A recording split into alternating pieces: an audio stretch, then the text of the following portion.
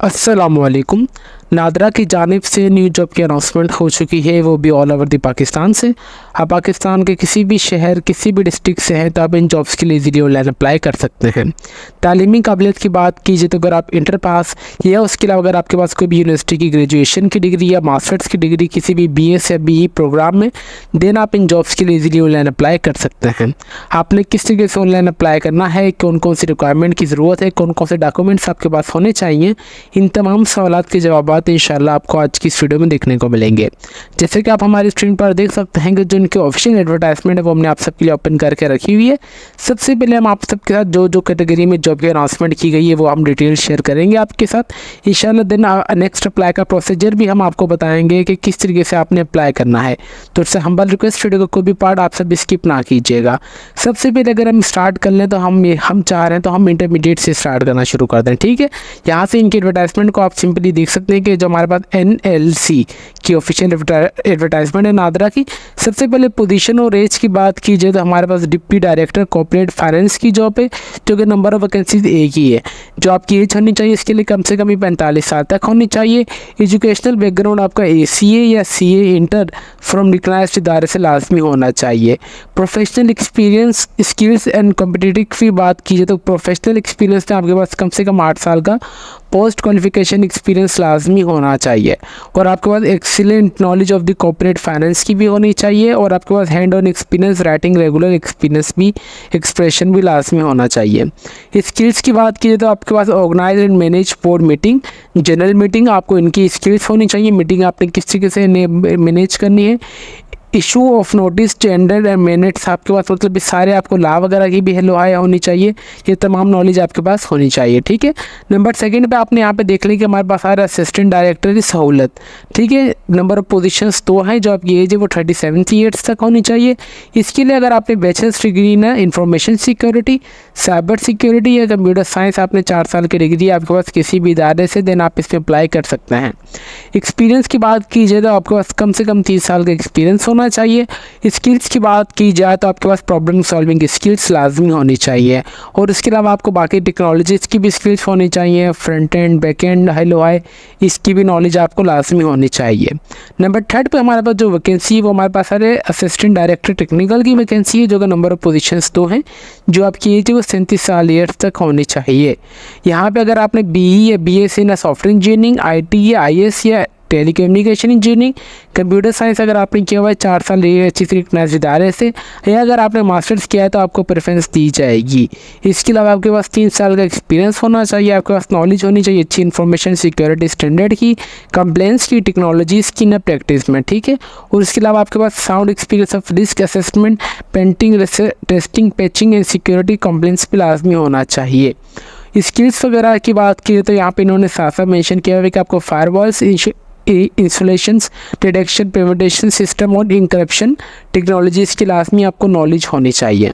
Number 3 पे हमारे पास आ रहा है असिस्टेंट डायरेक्टर फाइनेंस की जॉब है, जो कि नंबर ऑफ पोजीशंस 2 हैं। जो आपकी एज है वो 37 साल ईयर तक होनी चाहिए। इसके लिए तालीमी काबिलियत अगर आपने MBA finance, CFA, ACA from recognized इदारे से किया हुआ है, देन आप इसमें अप्लाई कर सकते हैं।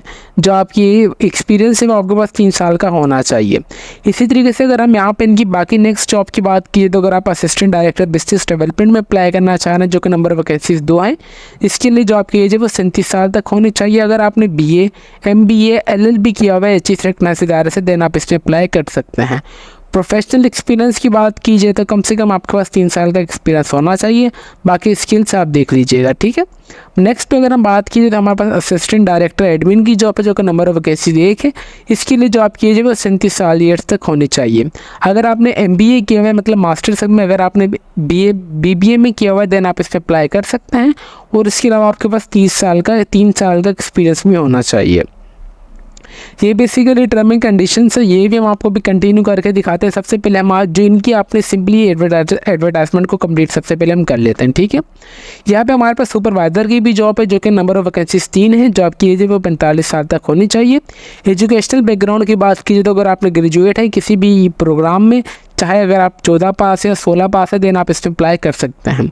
10 साल का आपके पास एक्सपीरियंस होना चाहिए, ऑफिस वर्किंग एक्सपीरियंस होना चाहिए, कम्युनिकेशन स्किल्स आपकी अच्छी होनी चाहिए, मार्केटिंग स्किल्स और मल्टीटास्किंग प्लानिंग की भी स्किल्स आपके अंदर होनी चाहिए।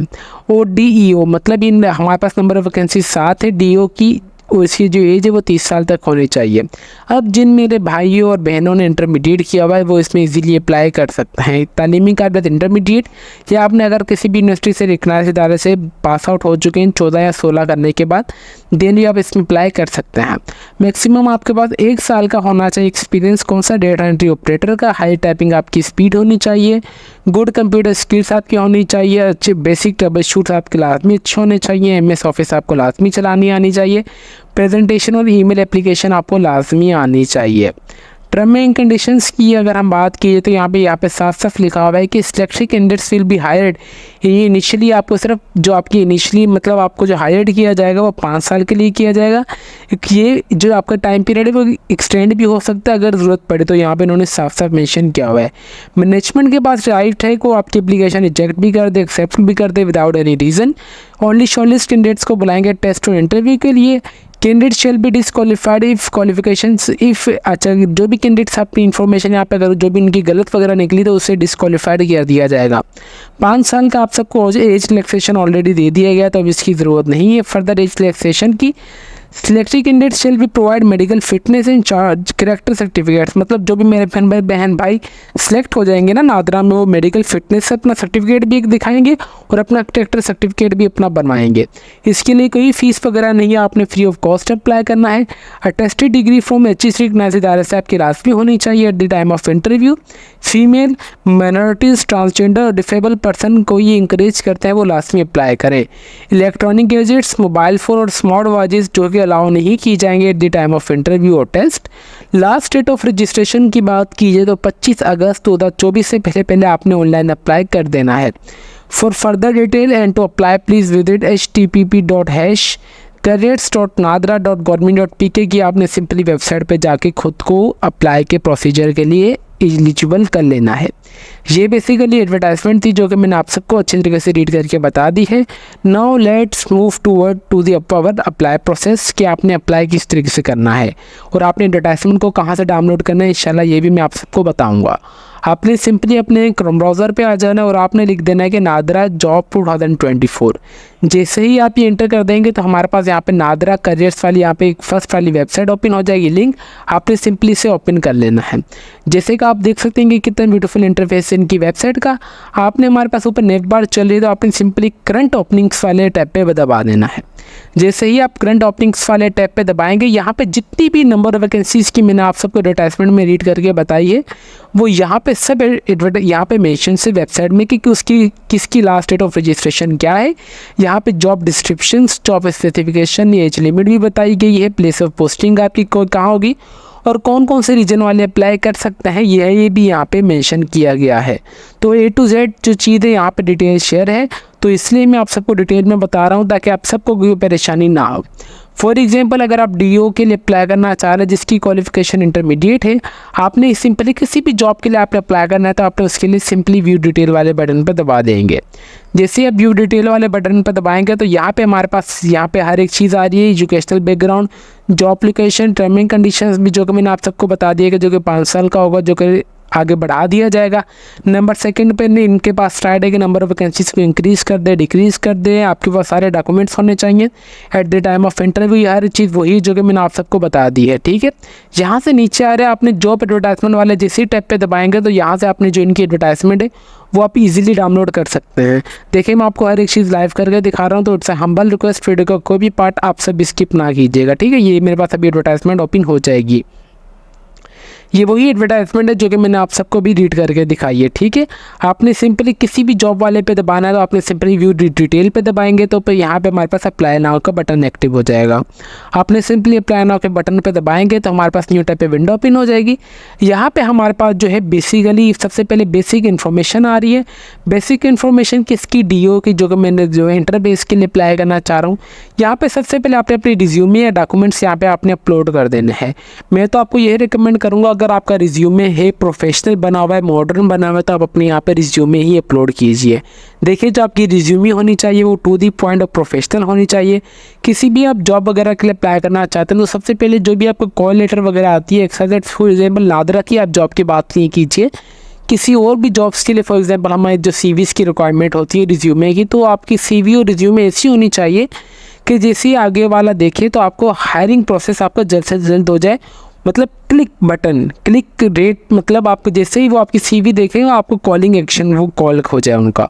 तो आपकी जो सीवी वो सबसे पहला स्टेप है आपको किसी भी जगह इंटरव्यू के लिए। तो इट्स हम्बल रिक्वेस्ट, आपकी जो सीवी वो बिल्कुल अच्छी होनी चाहिए। अगर आपको सीवी खुद से बनानी आती है तो वेल एंड गुड, अगर आपको खुद से नहीं आती तो आप चाहें तो हमसे भी बनवा सकते हैं ऑर्डर पे, बिल्कुल मुनासिब से चार्जेस में। मैं अपने व्हाट्सएप ग्रुप की लिंक इस वीडियो के डिस्क्रिप्शन में शेयर कर दूँगा। अगर आपको कोई भी क्यूरी वगैरह हो, अगर आपको सीवी बनवानी हो तो आप हमसे रब्ता भी ईजिली कर सकते हैं, ठीक है। यहाँ पे आपने चाहें तो सीवी या डॉक्यूमेंट्स अपलोड कर सकते हैं जो इसका साइज़ 10 MB से कम होना चाहिए। उसके बाद पर्सनल डिटेल में आ जाना है। सबसे पहले आपने यहाँ पे अपना मुकम्मल नाम, आपने अपने वालिद साहब का नाम, डेट ऑफ बर्थ, आप जेंडर मेल या फीमेल जो भी हैं आप वो एंटर कर देंगे। आपने अपना यहाँ पे CNIC नंबर एंटर करना है, आपका CNIC कब इशू हुआ, डोमिसाइल डिस्ट्रिक्ट आपका क्या है, डोमिसाइल तहसील आपकी क्या है, आप वो एंटर करेंगे। आपको कौन सी लैंग्वेज में महारत हासिल है आप वो आप एंटर करेंगे। अदर नेशनलिटी अगर है, वर्क वीज़ा अगर आपके पास है तो ठीक है, अगर आपके पास नहीं है तो आपने येस या नो पे बटन पे दबा देना है।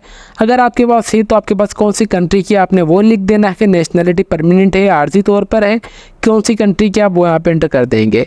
यहाँ पे अगर आपके पास नहीं है तो आपने सिंपली नो वाले बटन पे दबा देंगे। Do you have any overseas work permit visa इक्वाम, आपने सिंपली इसे भी नो कर देना है। वर्क पिरामिड कंट्री आप इसे छोड़ दें। देन उसके बाद आपने सिंपली नेक्स्ट वाले बटन पर दबाएंगे तो आपके पास आ जाएगा यहाँ पे एजुकेशनल इन्फॉर्मेशन। एजुकेशनल इन्फॉर्मेशन में सिंपली आपने पास जो भी आपने इंटरमीडिएट की, सबसे पहले आपसे इंटरमीडिएट ही मांगी जाएगी, तो आपने मैट्रिक और मैट्रिक के बाद आपकी इंटरमीडिएट की डाल देनी है यहाँ पे अपनी एजुकेशनल।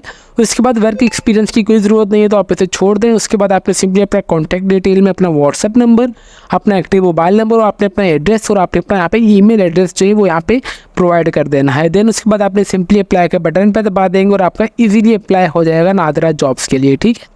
सारी जॉब्स के लिए अप्लाई का प्रोसीजर सेम ही है, तो आपने हमारी वीडियो का कोई भी पार्ट आप स्किप ना कीजिएगा।